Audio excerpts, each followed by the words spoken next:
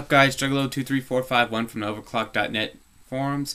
Today's video is going to be a video response to game performance by Problem Solver 88. One major thing that irked the crap out of me, he is saying that you need two PSUs for your computer, one just for your CPU and one for your GPU. To my knowledge, you only need one, and you probably were misinformed because all you need is a high quality power supply such as Corsair, Seasonic, Antec, and there's a couple others out there too. Also, when you're getting a power supply, what I usually do, I go by what kind of graphics cards am I getting and what type of watts are they going to need to power them up correctly. That's, in my opinion, what you should do, and most people should do, is go by your graphics cards, like how much they consume. Because I have, with the 1000 HX, I got two 260 GTXs, SLI 9800 GT, physics, sound card, DVD drive, water cooling, hard drive, and all that stuff. 1000 HX power supply by Corsair. Total overkill. You don't need that much power for what I'm running right now. All you need is probably a 700 or 850 watt high quality power supply to run everything. Reason why I have high wattage power supplies because the new graphics cards are coming out and are going to require a lot more power. More or less, I am future proofing my computer by getting a high quality, high watt power supply. Okay? Next thing. He said you can't unlock a AMD to a not dual core, but a tri-core quad core. That is wrong. You can do it. There's a guide on overclock.net. If you type that up in the search engine, you just need a certain type of motherboard, and you also need a BIOS mod for it as well. And there you go. Second, he said that overclocking is a complete waste. I find that that's sort of dumb for him to say because it's not a complete waste. He said that you have to have a really good quad core and a really good cooling system to overclock and blah blah blah. Well, that's totally wrong. Okay, example, 775 board with the Q6600 chip in it, alright?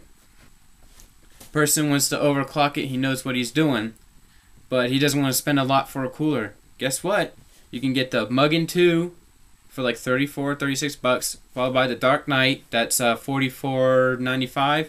You can get the Venomous X, that's roughly 60 bucks, and the Mega Halem. Right now, the top dog for coolers, it's the Venomous X, okay? So let's say this kid gets a GTX 285, and he's running a stock speed right now. By overclocking, he will get better performance with his computer and games, without a doubt. If you don't believe me, overclock.net forums, look it up. Okay? It does help you out. Core i7, overclocking it. It helps with video encoding, too. I've noticed it when I was doing on my laptop compared to my Core i7. Hands down, overclocking definitely helped. Granted, it's a different processor, but you know, I did it at stock and did video encoding and then I overclocked it. It helps out. Overclocking will help out your computer a lot. Booting up faster, RAM, you know, overclocking your RAM helps out too.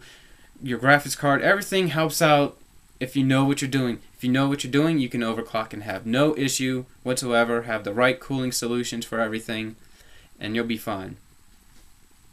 Okay. If you want proof, look at my Mark Vantage scores that I posted when I started overclocking my GTX 260s and SLI. My Mark Vantage score slowly went up, you know. And granted, I have the 192 version of the GTX 260s. New ones are the 216s, and I got up to, I think like 20,000 or 23,000 Mark Vantage. I'm not sure. Okay, next thing, he said, don't use DirectX 9 on Vista. Stop doing it. Last time I checked, you can use any DirectX on Vista except for 11, I believe. But I don't understand why you're saying don't use DirectX 9 when you can. Games are out there that people still play that require to use DirectX 9. So don't tell people not to use DirectX 9 on a computer. That's just wrong. And again, I think DirectX 11 is for Windows 7. I'm not sure about Vista. So if somebody knows about it, comment. Boom. This is what's going on. Alright? See, an example. Right here, he's not correcting his mistakes. Throughout the whole video that he made, it's just audio, blank screen, but he doesn't put fixes that he should know, or he would know. He didn't put any fixes, see? I don't understand that. Fix your flaws, or fix what you're saying wrong with like a little blob of, a little blob that says, oh, I was wrong here, blah, blah, blah. He's not doing that. And apparently a lot of people are flaming from the forum I'm part of. I don't condone it at all.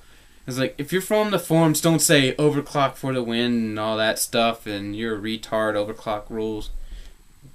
Have that coming from you as a person, not from the forum, because I don't want the forum to look bad, because now you got all these people probably looking at this video like, oh, overclock.net, they're retarded. I don't want to think that. Yeah, we won the forum wars, but this can just bring our reputation down because of people putting comments that bring him down.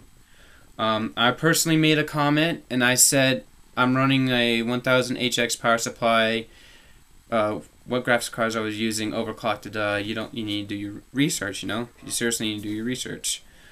I guess that's about it for it. Oh, wait a minute. He started comparing specs, like you should have his computer specs. He went for the AMD specs, no Intel. Like if you're going to say get this or you should have this, have an AMD side and an Intel base side as well,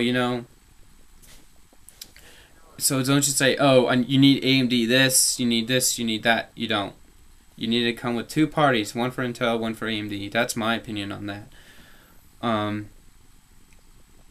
you're saying like, oh, you should turn down your settings and da-da-da. Well, guess what? Overclocking, you'll be able to boost those settings and have no problem. A good card to get right now, it's been out for a long time, will be 8800 GT or 9800 GT. Those are great graphics cards. And more or less, they can play any game. Not at max settings, granted, but if you overclock, you might be able to boost up the settings in the game. Basically, a 8800 GT is a die shrunk 9800 GT, or a 9800 GT, yeah. Reverse that, what I just said. But, you don't need to have the highest powerful graphics cards to run everything. I have it just because I like performance, overclocking. That's who I am. I guess comment, subscribe, rate this video. Have a good day, and hopefully this corrects this guy's misinforming people on YouTube. Alright, bye.